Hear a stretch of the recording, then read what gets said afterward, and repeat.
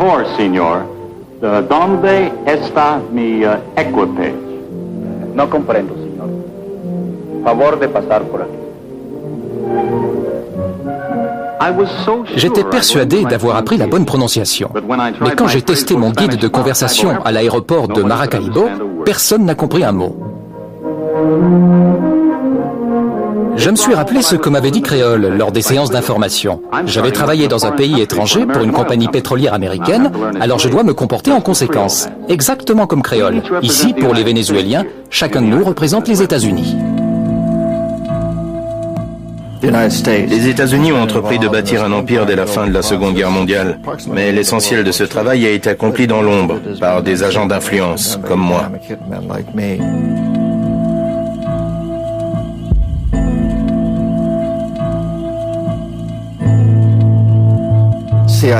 Les agents de la CIA ne se présentent pas comme des barbouzes ou des espions, encore moins comme des agents de la CIA.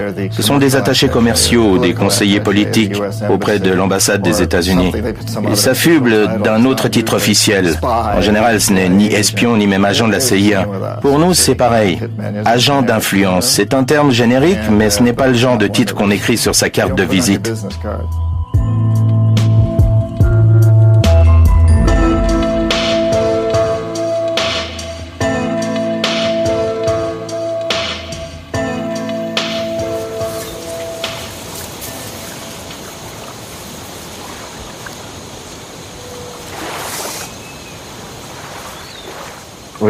J'avais peur.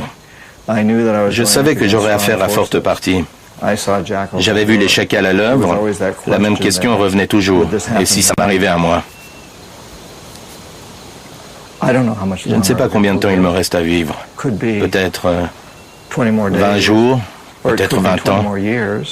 Il fallait que je raconte cette histoire.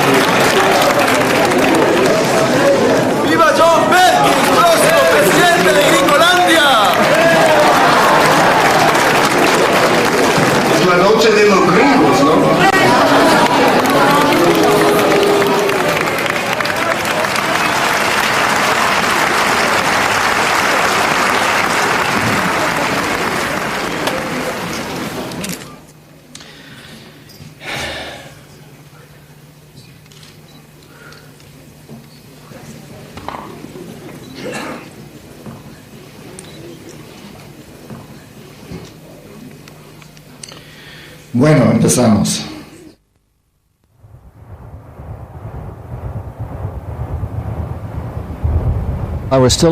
J'étais encore étudiant lorsque j'ai été recruté par l'Agence de sécurité nationale, la plus grande agence de renseignement des États-Unis, sûrement la plus secrète aussi. On m'a fait passer une série de tests de personnalité, détecteurs de mensonges, et on a décrété que j'avais le potentiel nécessaire pour devenir agent d'influence. Puis on m'a fait comprendre que je ne devais même pas songer à faire ce métier, ni même à accepter mon premier poste, si je n'étais pas certain de poursuivre dans cette voie. Parce que, comme on me l'a dit, une fois qu'on y est, c'est pour la vie.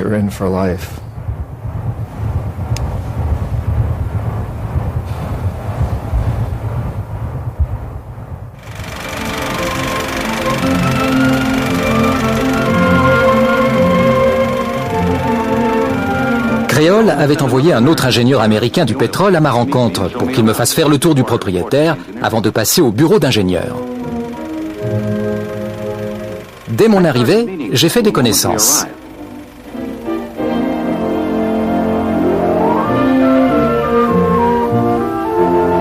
Je me suis tout d'abord arrêté au service administratif, puis je suis allé dans mon bureau. Nous, les agents d'influence, nous avions différentes méthodes de travail. La plus courante consistait à jeter notre dévolu sur un pays du tiers-monde disposant de ressources convoitées par nos entreprises, le pétrole par exemple. Puis à faire en sorte qu'une organisation comme la Banque mondiale lui octroie un prêt faramineux. Le gros de cette somme tombait directement dans l'escarcelle d'une entreprise américaine de construction, par exemple comme Bechtel ou Halliburton. Cette dernière se chargeait alors de mettre en œuvre dans le dit pays du tiers-monde des projets de construction colossaux, comme des centrales électriques, des parcs industriels ou des ports. Une fois que Chestyman avait signé un contrat avec le gouvernement, mon travail consistait à surévaluer les besoins, afin que le prêt soit aussi substantiel que possible. En gros, voilà comment ça marchait. J'ai demandé au chauffeur de me faire visiter Caracas.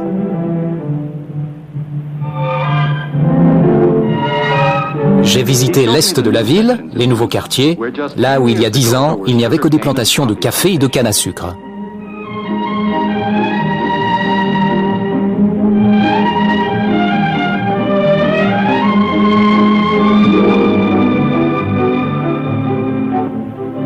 Certains quartiers résidentiels sont plutôt futuristes. D'autres, en revanche, sont si calmes et si tranquilles qu'on se croirait dans un autre monde. La cité universitaire est l'un des hauts lieux de Caracas. Encore un exemple de la prospérité dont jouit le Venezuela grâce au pétrole.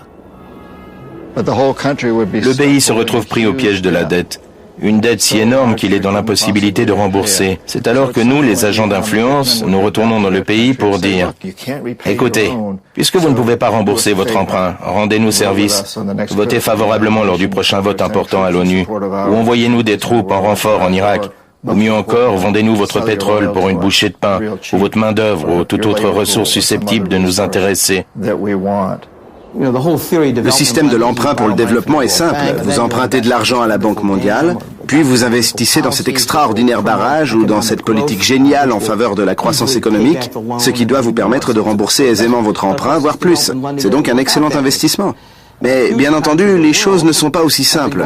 De nombreuses régions du monde sont en perte de vitesse. Prenez l'Afrique subsaharienne par exemple, ou une bonne partie de l'Amérique latine. Elles ont perdu 2 décennies. À bien des égards, 50% à 60% de la population de la plupart des pays d'Amérique latine est toujours aussi pauvre qu'avant, pour ne pas dire plus.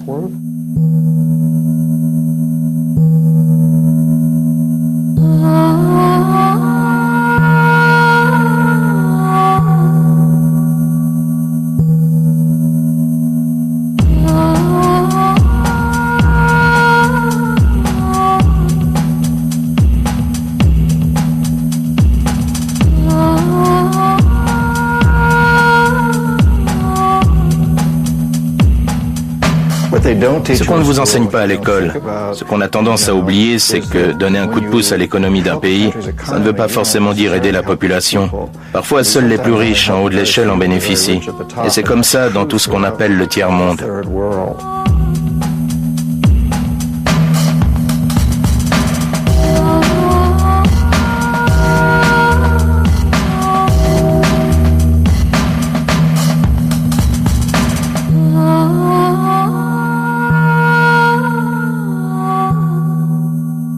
Identificamos un país que tiene recursos nuestras corporaciones desean. Por ejemplo, en los 70s identificamos a Ecuador como un país lleno de petróleo. Yo le pregunto al arrepentido, si a un gángster, a un sicario de la CIA, tiene conciencia y por lo tanto tiene credibilidad como para convencer de su arrepentimiento.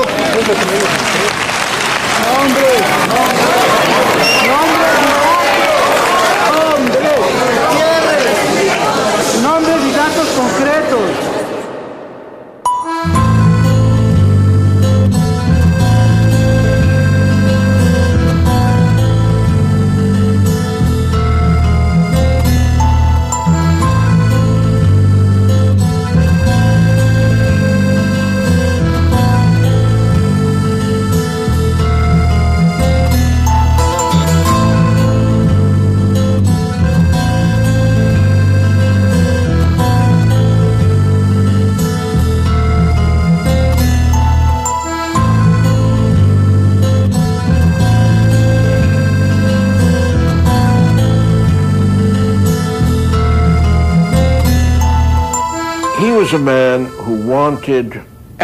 Jaime Roldos voulait que l'Équateur s'en sorte tout seul.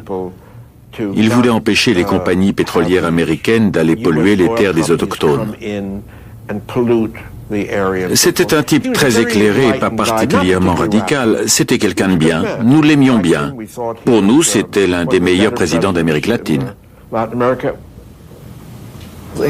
Sous la présidence de Roldos, le salaire des travailleurs a doublé. Et à ce jour, les travailleurs n'ont toujours pas récupéré leur pouvoir d'achat des années 80.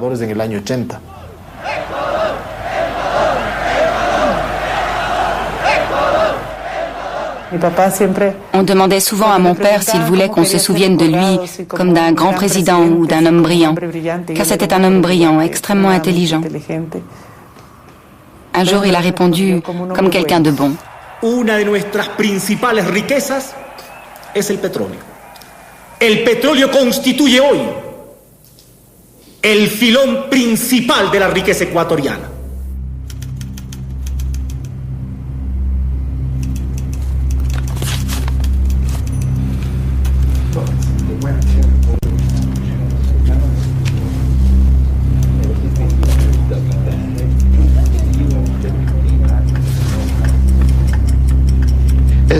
Dès que l'un de ses présidents est élu, il reçoit la visite de l'agent d'influence.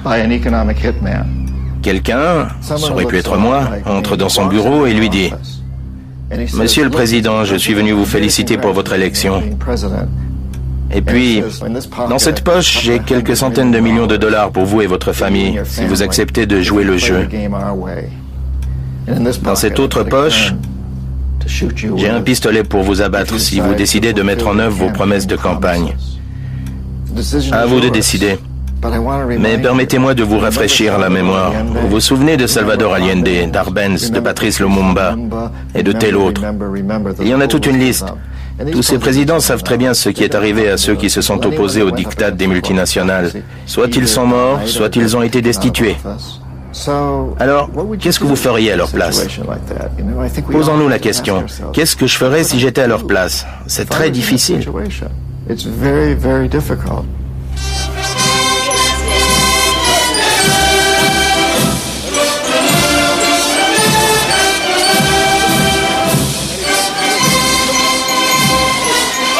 Seguiremos defendiendo, como hemos defendido, la no intervención y la libre determinación de los pueblos.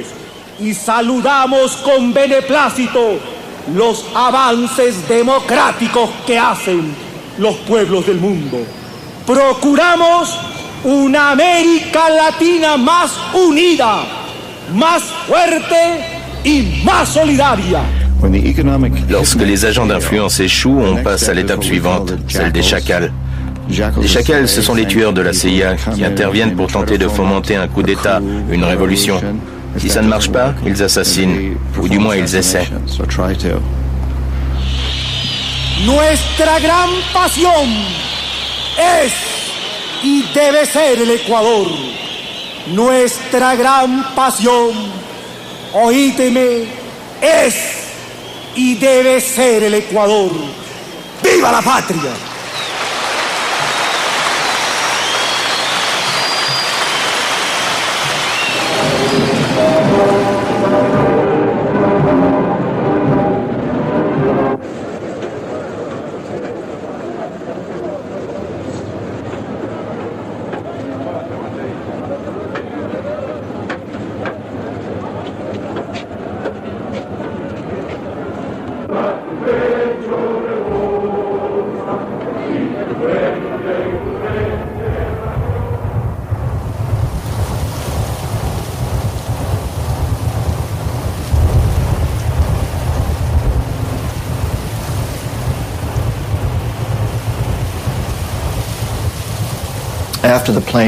Après l'accident, toute la zone a été bouclée. Même la police équatorienne n'était pas autorisée à y pénétrer. Les seuls autorisés à y entrer, c'était le personnel militaire américain et quelques militaires équatoriens de haut rang. La police locale n'y avait pas accès. Plusieurs témoins clés qui s'apprêtaient à témoigner lors des audiences et à dire qu'il s'agissait bel et bien d'un assassinat sont morts dans des accidents de la route en Équateur. C'étaient des Équatoriens.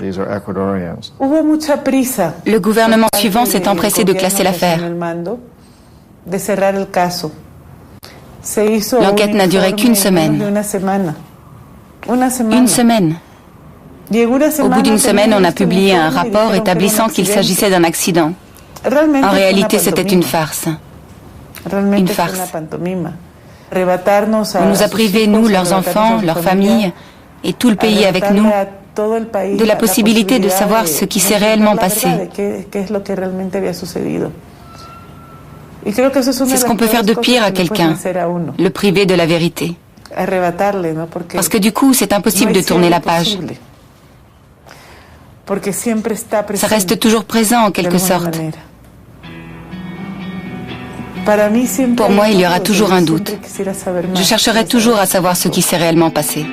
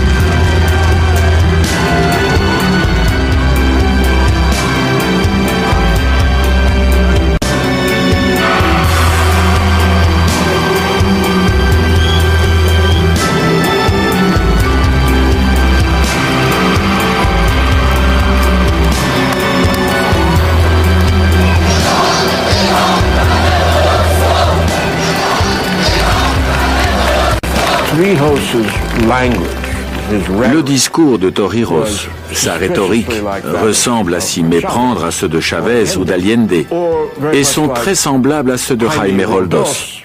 Sauf que lui, il réclamait un traité sur le canal. Il exigeait que le canal revienne en main panaméenne et que la souveraineté du Panama soit respectée. En gros, il a dit non aux États-Unis.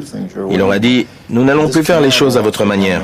Ce canal appartient au peuple panaméen, il coupe notre pays en deux, nous voulons le récupérer.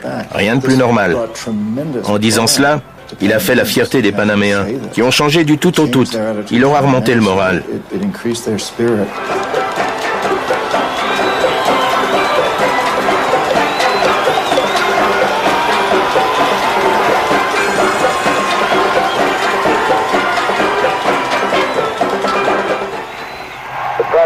La présence de 50 000 Américains ici, dans la zone du canal, a toujours été un sujet délicat pour le Panama. Torrijos a exigé, sans encore tenter de l'imposer, la souveraineté panaméenne sur la zone. Il a déclaré « Si nous devons mourir, nous mourrons pour libérer notre pays ». On m'a envoyé au Panama pour convaincre Torrijos, pour le rallier à notre cause. Il a refusé. Il me l'a dit en toute franchise. Je sais très bien que si j'accepte, je deviendrai très riche, mais ce n'est pas ça qui m'intéresse. Je veux aider les pauvres de mon pays.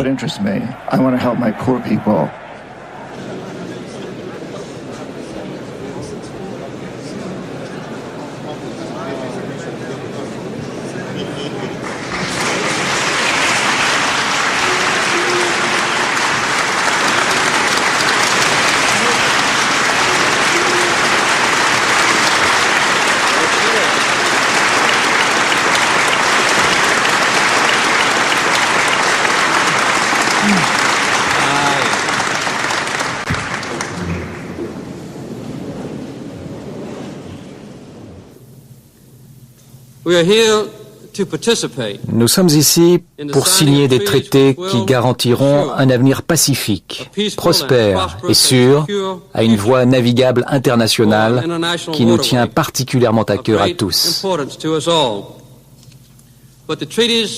Mais ces traités font bien plus que cela. Ils démontrent la conviction des États-Unis que seule l'équité et non la force devrait animer nos discussions avec les nations du monde. Les États-Unis, à la pointe de la technologie, ont coupé le Panama en deux et réussi à relier deux océans en 8 heures de traversée. Mais ce qui, à l'origine, devait être un progrès technologique pour l'humanité, s'est transformé en conquête coloniale de notre pays, grâce à certains revers de l'histoire.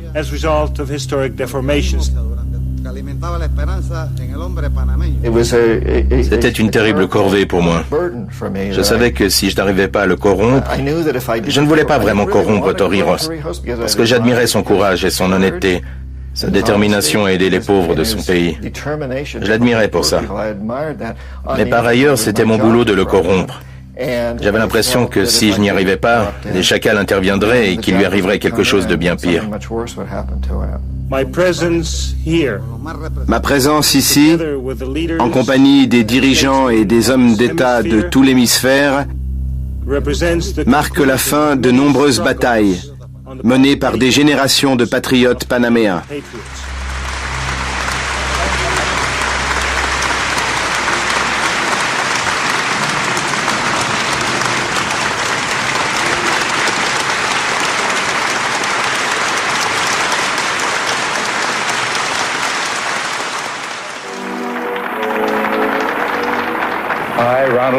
Moi, Ronald Reagan, je promets solennellement d'accomplir fidèlement mon mandat de président des États-Unis.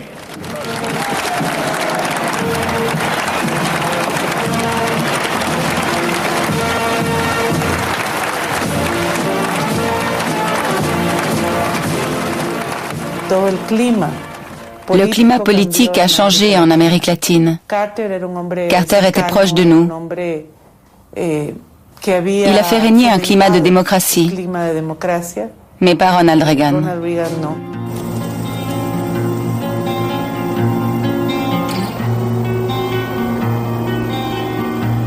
Édition spéciale du bulletin d'information. Nous apprenons la mort à l'âge de 52 ans du président panaméen, le général Omar Torrijos Herrera.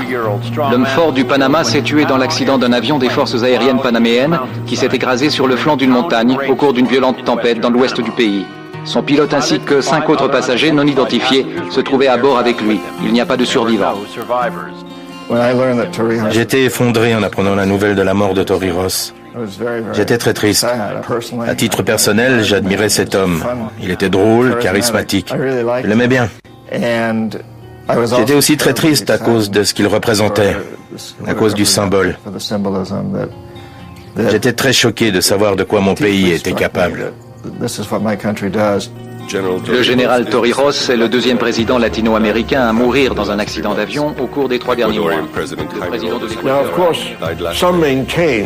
Certains le maintiennent, il ne s'agissait pas juste d'accident d'avion, mais de mise en scène politique. Nous n'en avons pas la preuve, enfin moi je ne le sais pas. Mais disons qu'il ne serait pas incongru d'imaginer qu'il ne s'agissait pas d'accidents naturels. Il y a eu toute une série d'accidents d'avion politiques en Amérique latine. En fait, si vous êtes un homme politique latino-américain, prenez plutôt le train.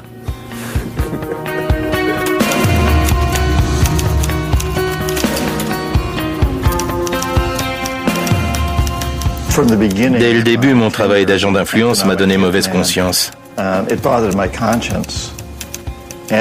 J'étais déchiré. J'ai commencé à mener la belle vie, c'est vrai. Je voyageais toujours en première classe. Mais à un moment donné, je n'arrivais plus à cautionner tout ça. Je savais que ce que nous faisions était très mal, et ça n'allait pas dans l'intérêt de l'humanité, ni dans l'intérêt de l'avenir des États-Unis. Bien au contraire. Mais peu à peu, je l'ai accepté.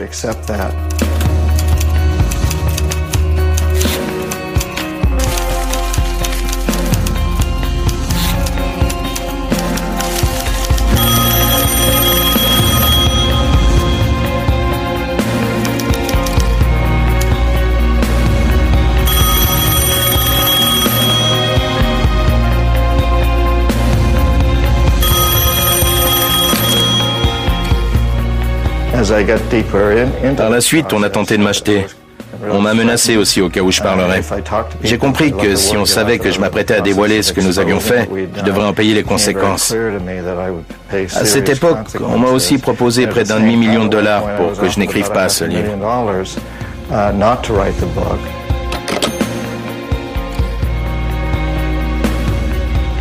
J'ai donc succombé à ce cocktail de pots de vin et de menaces.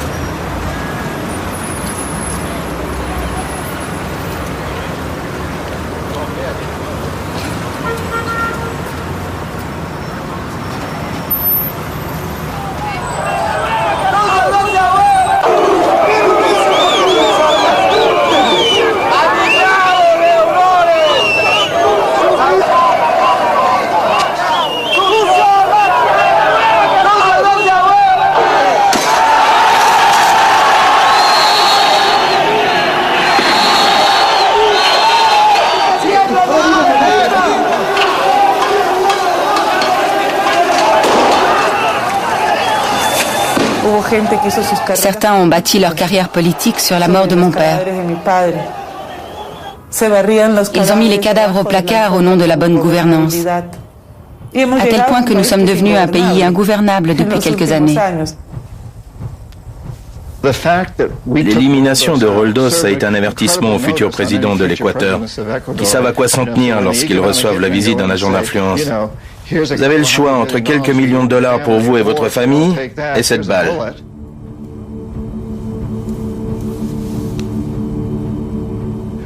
Ils sont tentés de dire « D'accord, j'accepte. Je pourrais peut-être faire quelque chose de bien tout en m'enrichissant moi et ma famille. Et personne ne fera mieux que moi. »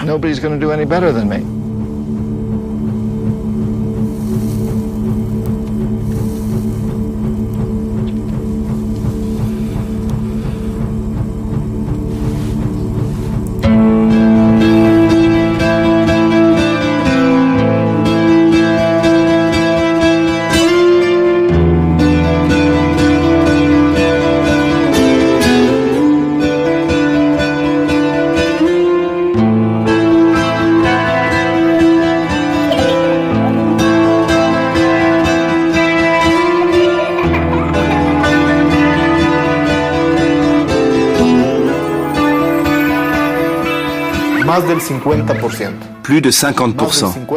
Plus de 50% du budget servait à couvrir la dette extérieure. Pendant cette période, ça a été une véritable épée de Damoclès. Un éternel chantage de la part du FMI et de la Banque mondiale pour que nous mettions en œuvre des politiques extrêmement impopulaires.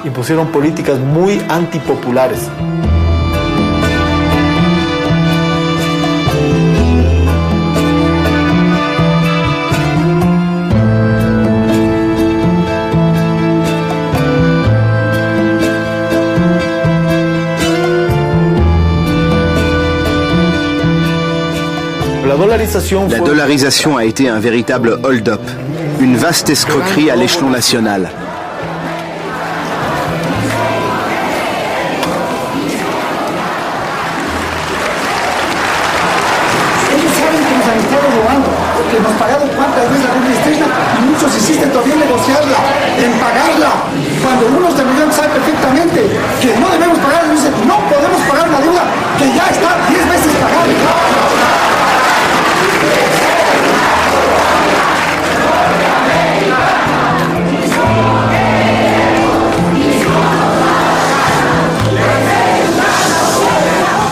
Sin embargo, el país tiene una deuda grande, muy grande, tan grande que no puede pagarlo.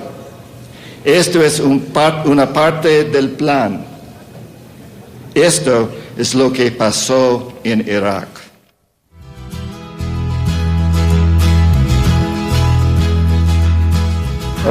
Nous avons fourni beaucoup d'argent à Saddam Hussein, ainsi que des armes. En fait, c'est nous qui l'avons placé au pouvoir. Nous lui avons avancé des milliards de dollars. Nous lui avons construit des usines chimiques, tout en sachant que ces usines servaient à produire des armes chimiques qui seraient utilisées contre les Kurdes et les Iraniens. Pourtant, nous avons continué à le soutenir. Les agents d'influence sont allés le voir pour essayer de le convaincre d'accepter un marché semblable à celui que nous avions conclu avec les Saoudiens. Un des signes qui montrait que la relation ne fonctionnait pas avec Saddam Hussein, c'est quand Bechtel a essayé de faire construire un pipeline afin d'acheminer le pétrole irakien depuis le port d'Aqaba en Jordanie. Bechtel a construit l'oléoduc et Saddam Hussein a dit non. Et le fait qu'il ait dit non à cet énorme contrat démontrait bien que ce type n'allait pas coopérer comme nous le voulions. S'il avait accepté le marché, il serait toujours président, mais il a refusé. Je ne sais pas exactement pourquoi. Peut-être juste parce qu'il était têtu ou fou. Je ne sais pas pourquoi il a refusé, mais c'est comme ça. Alors nous lui avons envoyé les chacals.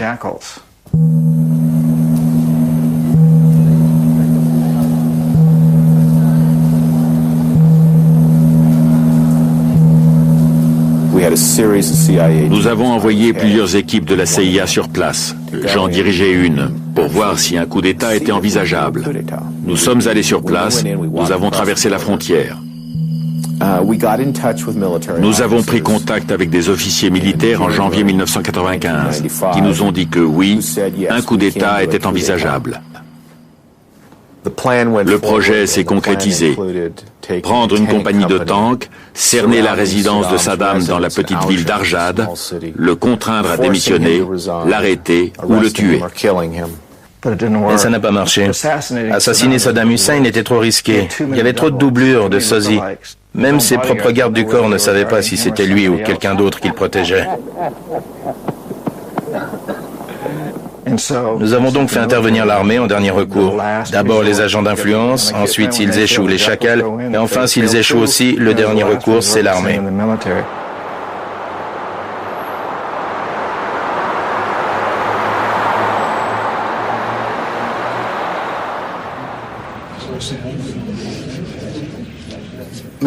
Monsieur le Président, chers membres du comité, les femmes et les hommes d'exception qui portent l'uniforme de l'armée des États-Unis ont déjà accompli de grandes choses en Irak. Mais leur travail ne s'arrête pas là. À nous maintenant de terminer le travail qu'ils ont si noblement commencé. Nous le devons à ces grands Américains, à nos partenaires irakiens et de la coalition, et en fait, nous le devons à nous-mêmes et au monde entier. Paul Wolfowitz, c'est l'homme qui a passé le plus clair de sa vie à essayer de trouver le moyen de renverser Saddam Hussein.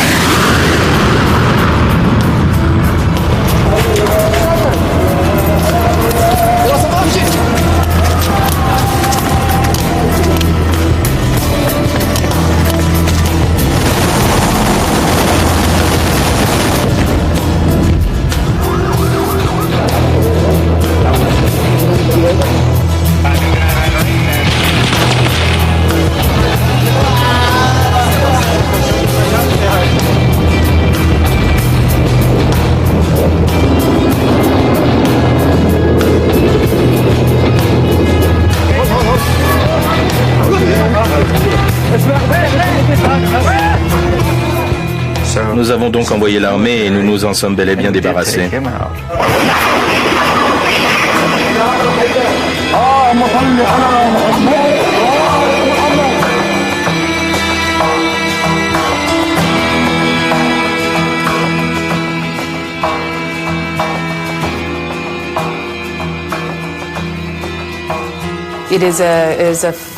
Il serait faux de dire qu'il n'existait aucun plan pour l'après-invasion de l'Irak. Au contraire, il y avait un plan très clair. Rétablir l'économie pour garantir la transition d'une économie fermée aux entreprises étrangères vers une économie accueillant à bras ouverts ces mêmes entreprises.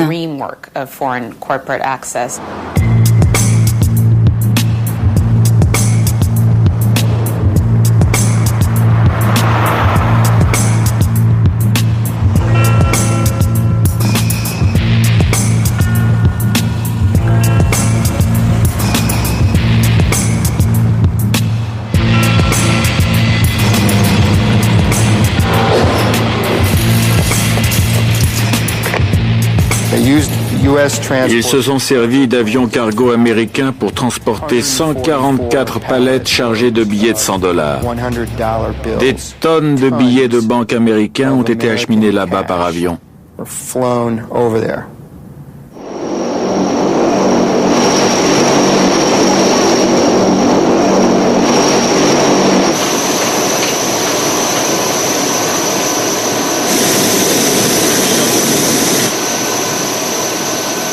Comme son nom l'indique, l'argent du Fonds pour le développement de l'Irak devait servir l'économie irakienne. L'autorité provisoire de la coalition, c'est-à-dire le gouvernement souverain de l'Irak, s'est chargée d'administrer ces fonds pour le compte du peuple irakien. Nous les avons réinvestis dans des projets de reconstruction du pays pour aider le peuple. Telle était l'intention, le cas de figure idéal. En fait, le système a pris l'eau de toutes parts. Je revois encore ces $2 millions posés sur la table et ces 3 hauts responsables du gouvernement à Bagdad qui ne faisaient que de distribuer l'argent, rien d'autre que de distribuer l'argent à longueur de journée.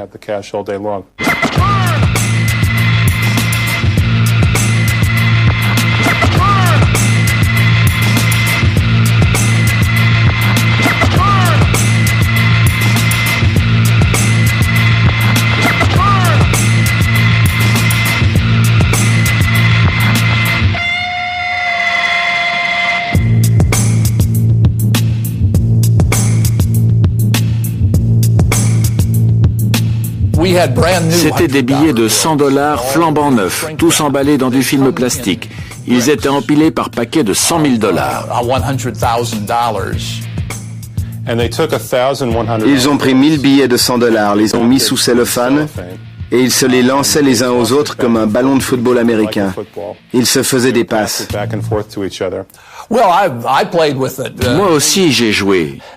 Avec l'emballage cellophane, ça donnait quelque chose comme ça à peu près, de la taille d'un petit ballon de football américain.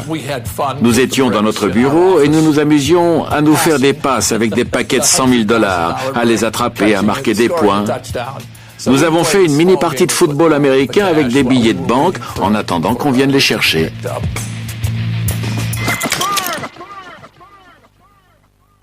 Au cours des 18 premiers mois de l'occupation, 18 milliards de dollars du Fonds pour le développement de l'Irak ont été dépensés sous la supervision de l'autorité provisoire de la coalition. La moitié de cette somme, soit 9 milliards de dollars, a disparu. Personne ne sait où elle se trouve, personne ne sait ce qu'il est advenu de cette somme. Personne ne sait avec précision combien d'argent irakien a été consacré à la reconstruction. C'est un trou noir. On ignore à qui cet argent a été versé ou pourquoi. Tout ce qu'on sait, c'est que près de 9 milliards de dollars ont été égarés pendant les premiers mois de l'occupation.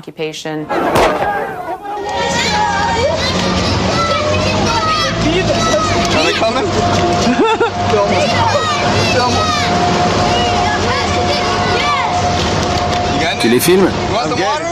Tu veux de l'eau? Continue de courir, c'est bien.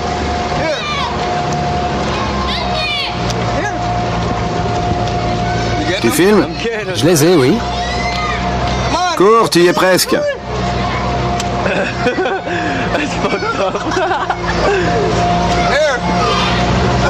Tu le vois? Je le vois, oui.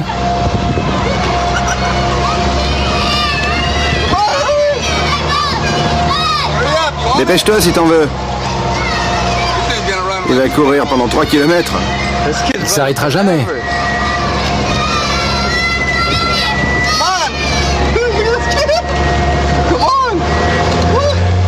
Il en veut vraiment. Il l'a même pas eu.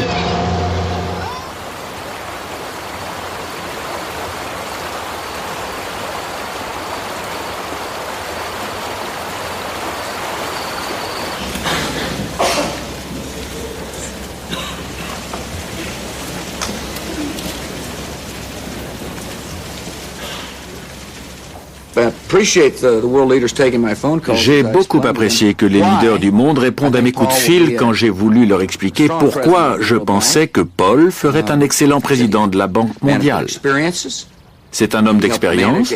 Il a participé à la gestion d'une grande organisation. Le Pentagone est une grande organisation, la Banque mondiale aussi. Il a participé à la gestion de cette organisation. C'est un diplomate chevronné. Et Paul est très engagé en faveur du développement.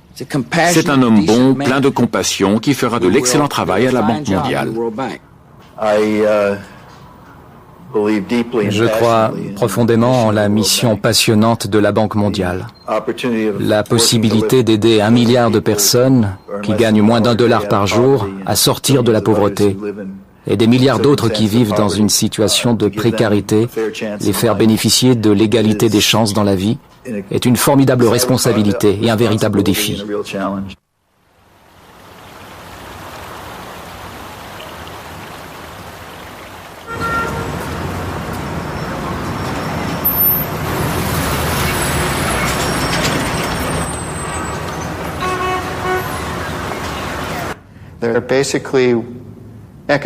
En fait, ce sont des hommes de main de la finance.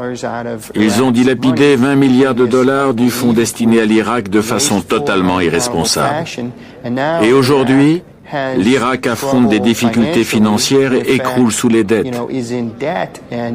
À mon avis, tout cela convient dans une certaine mesure au gouvernement américain, car pour que l'Irak obtienne un crédit et le soutien du FMI sous forme d'investissement, il doit remplir un certain nombre de conditions, dont l'une est la privatisation de son pétrole.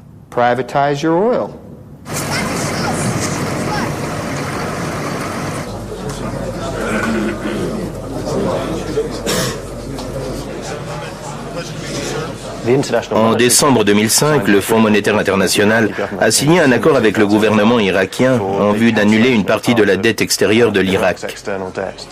L'une des conditions fixées par le FMI était la promulgation par le gouvernement irakien d'une loi avant la fin 2006, faisant passer l'industrie pétrolière du secteur public, dont elle dépendait depuis près de 30 ans, au secteur privé, c'est-à-dire les multinationales. Voilà comment les choses se sont passées. Nous vous offrons un programme d'ajustement structurel et en contrepartie, vous libéralisez, vous déréglementez, vous privatisez votre économie.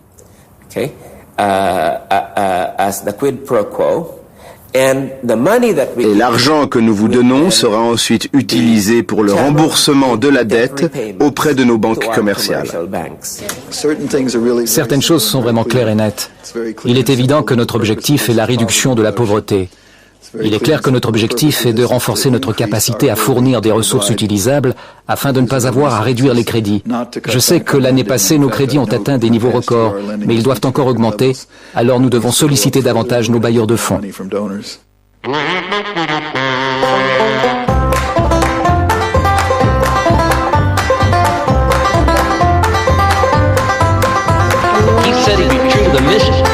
Hunger and want should end, and as all Afghans know, he's a man of his word, on that we can't depend. So be prepared for prosperity, it's coming to your door, cause there will be no poverty once we kill off all the poor. Last week he was bombing cities, now he's a financier. Pay your debts or say goodbye, all Wolfowitz is here.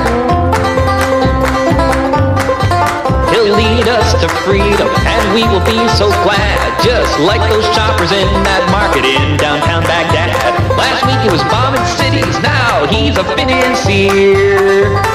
Pay your debts or say goodbye, Paul Wolfowitz is here.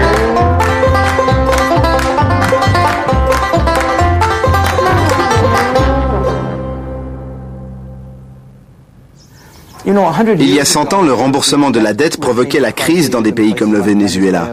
Les États-Unis, l'Allemagne et la France envoyaient leurs canonnières pour se faire rembourser. C'est donc une vieille histoire, sauf qu'aujourd'hui, c'est le FMI et la Banque mondiale qui prennent leur lait.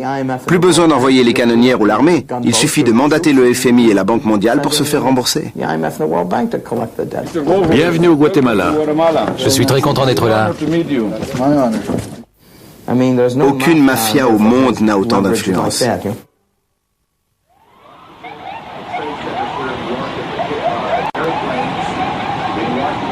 Oh my God! Oh my God! Oh my God! Oh my God! Oh my God! I told you! Oh my God! All these people! Oh my God! Oh my God! Oh my God! Americans are asking, why do they hate us? Oh my God! Le tournant pour moi, ce qui m'a poussé à écrire ce livre, ça a été le 11 septembre. Peu après le 11 septembre, je suis allé sur le site du World Trade Center à New York. J'étais là, debout, devant cette fosse fumante, ça sentait encore la chair brûlée.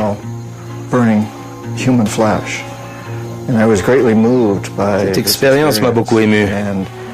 C'est en regardant ce terrible cratère que j'ai compris que j'avais ma part de responsabilité dans ce qui arrivait. Oussama Ben Laden a beau être un tueur qui mérite d'être traduit en justice. Le fait est qu'une bonne partie du monde le considère comme un héros. J'ai compris ce jour-là, en regardant cette effroyable fosse où s'érigeait autrefois le World Trade Center, que je devais raconter cette histoire, qu'il fallait que je révèle ce que nous faisons depuis une cinquantaine d'années, depuis la Seconde Guerre mondiale. Et je me suis aperçu que les Américains ne comprenaient pas pourquoi quelqu'un avait pu faire ce que Oussama Ben Laden avait fait, et que nous avions besoin de comprendre. Il fallait que ce soit clair.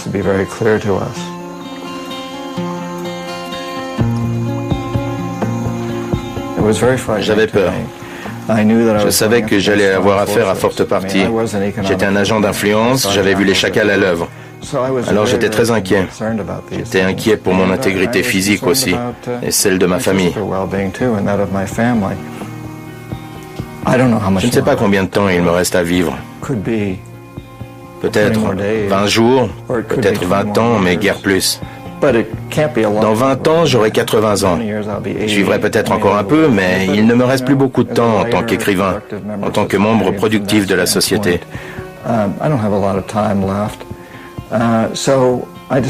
J'ai donc décidé de consacrer le reste de ma vie, quelle qu'en soit la durée, à faire de ce monde un monde meilleur pour ma fille et pour ses frères et sœurs aux quatre coins du monde.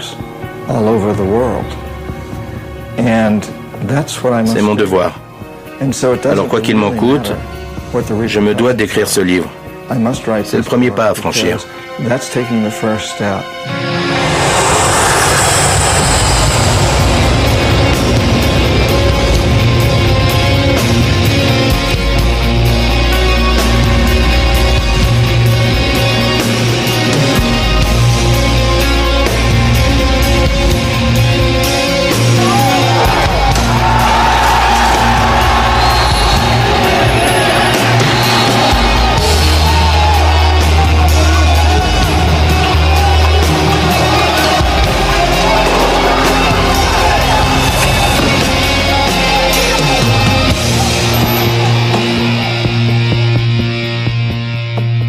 Je travaillais comme agent d'influence au Panama auprès d'Omar Torrijos et en même temps auprès de votre père.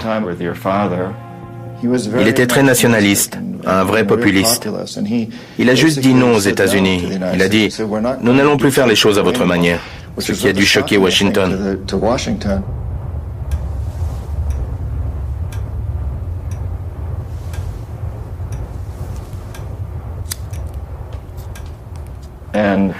Ce qui me motivait, c'était que je voulais réussir avec Omar Torrijos et que je voulais réussir avec votre père, parce que dans mon esprit, ça revenait à sauver des vies.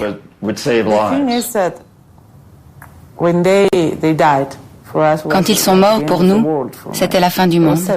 J'avais 17 ans. Ce qui s'est passé après, je m'en souviens, mais c'est flou.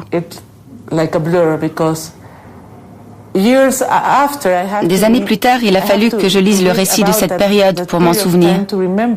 J'avais pratiquement rayé cette année de ma mémoire. J'avais presque tout oublié de cette année-là.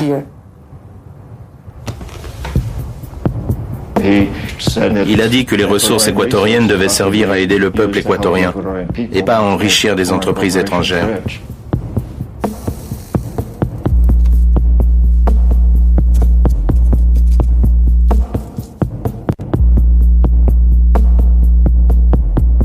Nous avons donc envoyé les chacals pour l'assassiner.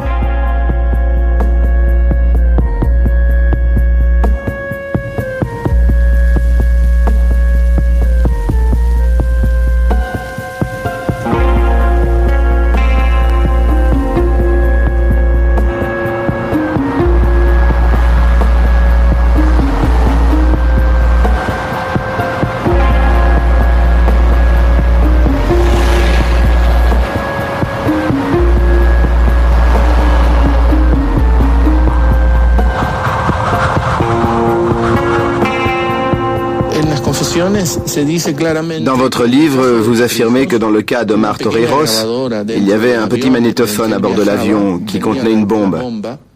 C'est l'explosion de cette bombe qui l'a tué. Oui. Et je crois que Roldos a connu le même sort. Je vous le rappelle, John Perkins, Le repentir d'un agent d'influence, ce soir à 19h au Théâtre Prométhée, à la Maison de la Culture. Est-ce que vous connaissez le Théâtre Prométhée? Je n'y suis jamais allé. Il est circulaire, comme un théâtre de la Grèce antique. Vous serez entouré par le public et chacun pourra vous voir. C'est plutôt symbolique. Vous ne pourrez rien cacher. Un peu comme si vous étiez soumis à un détecteur de mensonges.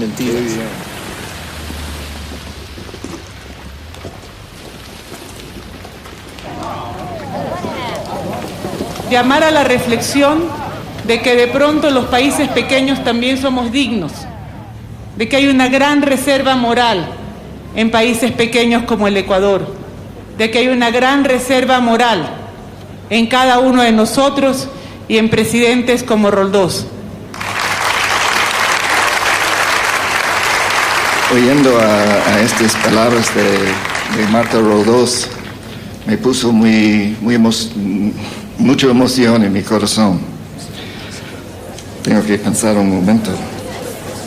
Aquí en Quito cayó el imperio incaico. Aquí en Quito empezó la caída del imperio español. Y aquí en Quito, el Ecuador, caerá también el imperio norteamericano.